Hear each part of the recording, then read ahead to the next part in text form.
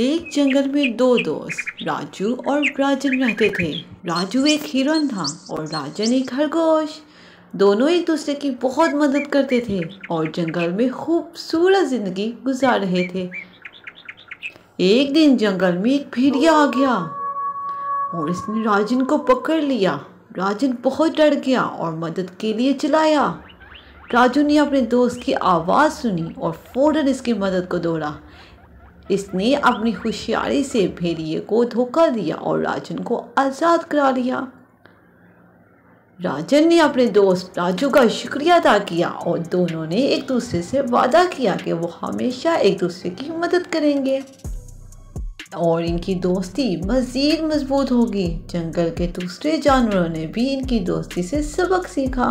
सच्ची दोस्ती सबसे कीमती होती है और मुश्किल वक्त में काम आती है। Thanks for watching. Please like, share and subscribe my channel.